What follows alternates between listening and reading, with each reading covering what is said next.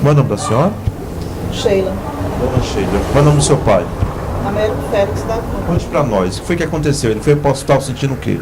Ele foi para o hospital sentindo uma dor de barriga. Lá ele fez raio-x. Desse raio-x, eles também fizeram uma tomografia computadorizada, porque eles disseram que a barriga dele estava muito ar. No início eles até acharam a sugestão que ele tivesse alguma coisa rompida lá dentro, que tivesse muito ar, né? Mas aí depois ele passou uns 2 dias defecando direto. Aí foi feito depois de tudo isso, depois da tomografia, eles realizaram uma colostomia, porque pela tomografia eles viram que tinha uma massa, eles calcularam que fosse um tumor de próstata, porque esse tumor estava bastante avançado. E na época eu perguntei ao médico o tamanho do tumor. Ele me falou que era em torno de 6 a 7 centímetros, até de 6 a 5 centímetros. A senhora sabe o nome do médico desse diagnóstico para a senhora? Eu sei, mas eu não gostaria, a verdade eu não gostaria de colocar nenhum médico. Eu não estou aqui para poder criticar, para pedir socorro para que eles venham ajudar meu pai. Não quero prejudicar nenhum deles. Cada um deles com certeza vai ter consciência de quem que eu estou falando, só isso. E por esse caso ele fez a colostomia, foi para o primeiro andar, o 4º andar, que é a clínica cirúrgica, onde foi muito bem atendido, mas toda hora sempre os médicos, quando vinham dar o diagnóstico dele, falavam que ele estava com um problema de próstata, a próstata dele estava avançada, que a gente podia se preparar, que não tinha jeito e tal, mas que eles não estavam cuidando da próstata, que estavam cuidando da colostomia para ele poder se curar. Logo em seguida ele pegou uma pneumonia. Aí eles já falavam, nós estamos cuidando da próstata do seu pai, porque não tem condição, porque o caso já está avançado, sempre a mesma história. Sempre falavam da próstata, estavam chegaram ao ponto de sempre deixar a gente esperando que a qualquer momento ele chegasse a óbito. Me diga uma coisa, a cena da pneumonia, seu pai estava falando ou não estava falando? Papai andava, falava, comia, brincava. Se você passasse todos os dias aqui, você via ele sentadinho nessa cadeira, sabe? A partir de 6 horas da manhã você via ele sentado, com a perninha levantada ali, pegando solzinho. Depois ficava por aqui, ia dormir 11 horas. Enquanto a gente estivesse na calçada, ele estava ali, conversando e brincando. Isso até o sábado. No domingo ele amanheceu com uma dor que a gente levou ele para lá, para ele poder ser socorrido, e até agora está nesse desespero. Aí pegou pneumonia, passou para a clínica médica, que aí foi aqueles descasos, foi onde eu vi aquela seringa enfiada no... Como foi aquela seringa? Rapaz, eles aplicaram a injeção e da injeção eles esqueceram e saíram. Deixaram lá só a seringa, engancharam. Aí depois eu tirei foto. Não. Eles aplicaram e deixaram lá. Eu chamei, depois que eu tirei a foto, eu chamei, né, o enfermeiro e mostrei. Aí ele ficou bem sem graça, falei assim, não, depois a gente vai tirar aqui, não sei o quê. Fora isso, são vários descasos. Peguei seringa, não tirei foto, mas peguei seringa debaixo do meu pai, porque eu vi ele o tempo todo assim. Eu falei, gente, o que o papai tem? Como ele estava já sem falar, né, todo debilitado, e quando ele fazia muito assim, eu fui ver, virei ele. Na hora que eu virei, eu vi que tinha uma seringa. Eles tinham esquecido uma seringa embaixo dele. Aí já tinha dado escalhas, né? E quando foi, o meu irmão aqui de São Paulo, que diz assim, nossa, tu também, quando chega, tu arranca tudo e vai verificando o papai e tu descobre coisas que não tem. Um dia eu cheguei, até uma costela dele estava deslocada. Aí eu perguntei, chamei a médica e fui perguntar, doutora, o que significa isso? Eu saí daqui, deixei meu pai banco, quando eu voltei, tem uma costela quebrada. Ela falou, não, é porque isso é uma costela flutuante, que ela vai, a pessoa virando, vira pra lá, vira pra cá, a costela sai do lugar. Eu falei, então tudo bem. Eu fui, dói? Ela foi, disse não. Né? E mesmo no primeiro andar, nesse primeiro andar era a mesma situação. Olha, o câncer do seu pai não tem jeito, mas nós estamos... Eles aplicavam todos os dias 5 ml de morfina nele. Era de 4 em 4 horas aplicado morfina. Eu digo isso porque eu perguntava e os enfermeiros me falavam, vocês estão... Eu falei, gente, se ele está sentindo tanta dor, por que vocês não aumentam? Eu até perguntei, por que vocês não aumentam a dose? Não, porque o médico acha que não tem condição de aumentar, eu falei, não, tudo bem. Né? E por isso aí foram os descasos. Eu não cheguei a gravar, mas vi, eu tinha acabado de sair, tinha visto o rapaz banhando o paciente ao lado, ele terminando de banhar, do jeito que ele veio com um algodão e a bacia de água banhou meu pai. E eu falei, você está banhando, vou pegar a mesma água, o mesmo algodão. Ele falou assim, não, isso aqui é tudo desinfetado. Eu fiquei calada, porque você começa a ficar sufocado, você não quer ficar brigando, você não quer passar pro chato, porque na verdade sempre quem coloca a cara a tapa sou eu. Aí eu acabo dando como encrenqueiro, como a briguenta, como a reclama tudo. Eu tenho que reclamar, eles estão lidando com gente. Entendeu? Aí fala assim, a pessoa está dizendo, tem muita gente, então eu não vou reclamar, porque eu vou falar do governador, porque senão a gente, vocês não estão falando do governador, vocês estão falando da maneira que está sendo tratada as pessoas lá dentro. Inclusive eu tenho uma pessoa que se prontificou, na hora que eu fosse a uma rádio, em qualquer local, poderia ligar para ela, que ela também queria falar sobre o descaso que ela teve com o pai dela. Não só ela, como várias outras pessoas que tiveram. Não querem se identificar, mas querem também reclamar. Né, botar a cara a tapa, eu sei que é meio complicado, mas é uma coisa, eu estou pedindo socorro pela saúde. Mas e aí ele foi tratado como um CA de próstata. Exatamente. A verdade é que ele era tratado, ele só dava medicação, do tratamento era só a morfina. Mas sempre eles dizendo, estamos tratando ele por causa da pneumonia e depois da infecção que ele pegou. Aí um dia eu fui conversar com o médico e eu falei com o médico assim, eu fiz, doutor, eu queria deixar autorizado, porque eu sei que parece que tem que deixar autorizado caso o paciente precise ser entubado, não tiver ninguém aqui na hora. Aí ele olhou pra minha cara e me perguntou assim, você tem consciência da situação do seu pai? Eu tenho. Aí ele, você tem mesmo? Eu fiz, tenho, doutor. Eu disse, pois é, porque você acha que o hospital vai gastar um tubo com um paciente que está em fase terminal? Eu fiz, quer dizer que aqui vocês praticam eutanásia? Aí ele, não, nós não praticamos eutanásia. É porque seu pai já está em fase terminal, o paciente do jeito dele não tem mais condição de usar tubo.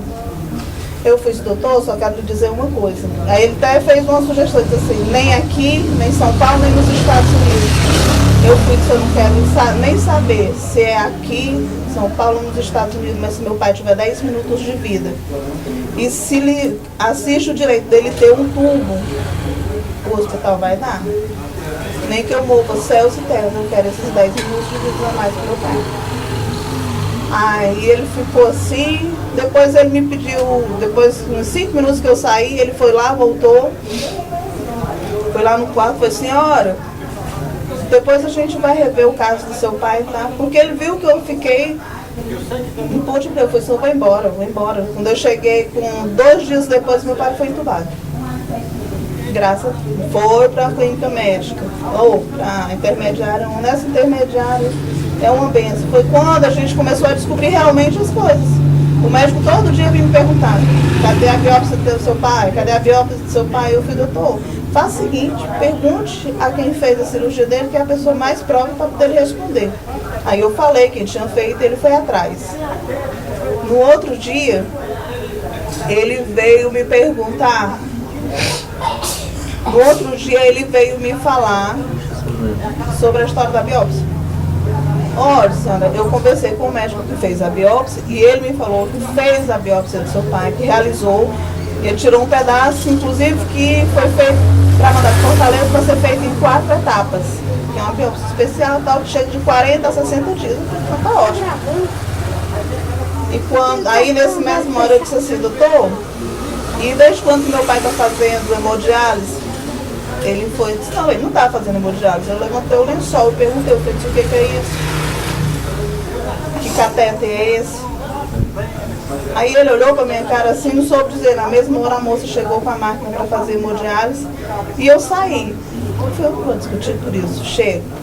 Volto, quando foi dia 7 agora de janeiro, estava eu, meu irmão, meu cunhado, a gente conversando com a médica, sabendo como é que estava a situação do papai, aí ela relatou, né, perguntou novamente pela biópsia, eu fui, disse, vem cá, vocês não têm anotado isso no prontuário? Ela foi, sabe o que acontece? Eu falei, é porque às vezes a gente acaba vendo um paciente, dessa história de ver um paciente para o outro, a gente acaba esquecendo de anotar no prontuário aquilo que... Aí eu olhei bem para ela, eu fui assim, vem cá, a frequência de vocês totalmente fora de sintonia, né? Eu fui, se você me perdoa, mas eu vou te dizer, isso é falta de responsabilidade? Aí ela foi, você está me chamando de responsável? Eu falei, tô. Eu tinha chamado, eu tinha que continuar falando o que eu estava dizendo. Aí ela foi, se você me respeita, porque eu sou médica, eu fiz, nem por isso deixou de ser responsável. Porque aí eu achei descaso. Aí fomos para a ouvidoria. Foi na ouvidoria onde viemos a saber que o papai nunca havia sido feito biópsia, porque o médico me pediu 1 hora. Ele estava operando. Quando ele veio bem afiadinho. Acho que ele estava operando porque estava procurando todos os prontuários.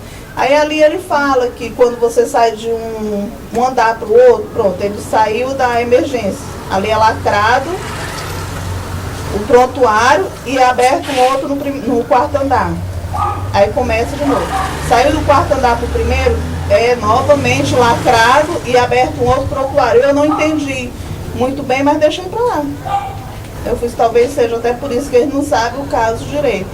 Mas sabia que ele tinha um câncer e tal, vinha falando o tempo todo, viu, médico? Foi feita a biópsia? Não foi feita biópsia, dito pelo próprio médico, ele não foi feita biópsia nenhuma. Entendeu?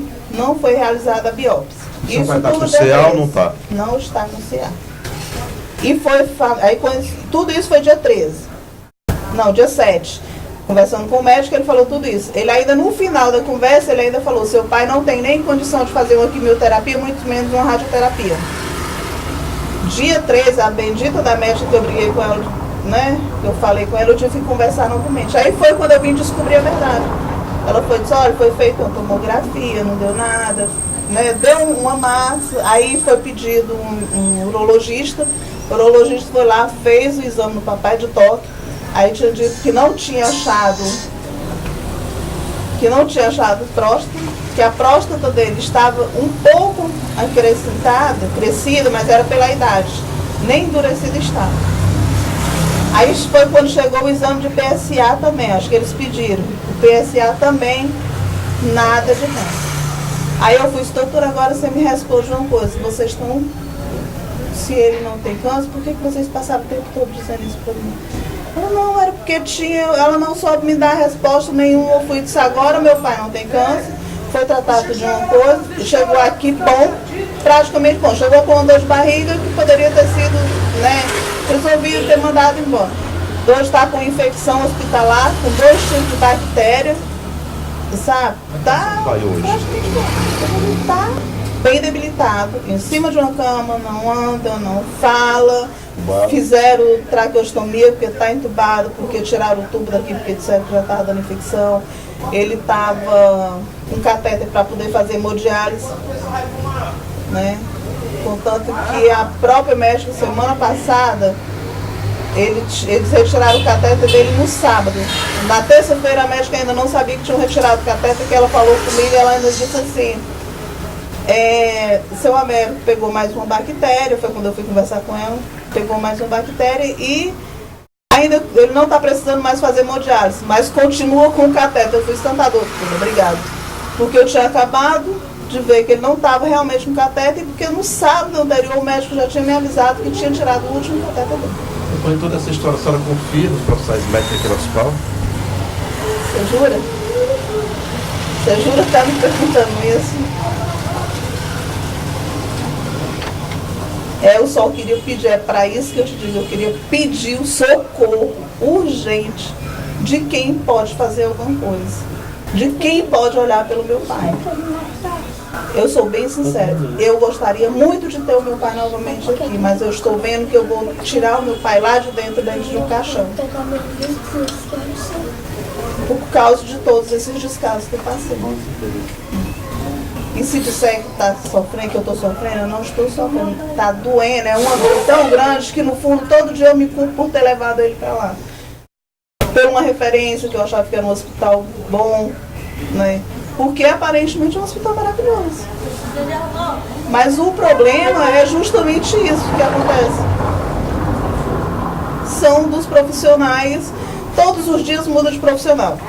Se eles tivessem realmente aquele acompanhamento direto, de estar fazendo um diagnóstico, de estar colocando um prontuário, sem problema, podia mudar 10 médicos por dia, mas que desse um resultado digno para a família. Mas não. Todo dia é uma história diferente, todo dia vem uma história diferente. Eu já não sei mais se disser assim, sabe o que pensar? Não sei. Amaria que alguém chegasse e dissesse assim, ó, tô olhando, tô vendo, eu vou ver o que aconteceu com seu pai, sabe? Na verdade, eu não vejo mais, não tô vendo solução, porque o último médico que conversou comigo, ele disse pra mim que o papai, esse era o último antibiótico fortíssimo que estavam tentando ingerir nele. Se não combatesse essa bactéria, eles não poderiam fazer mais nada. Porque esse era o último antibiótico de última geração que estavam usando nele.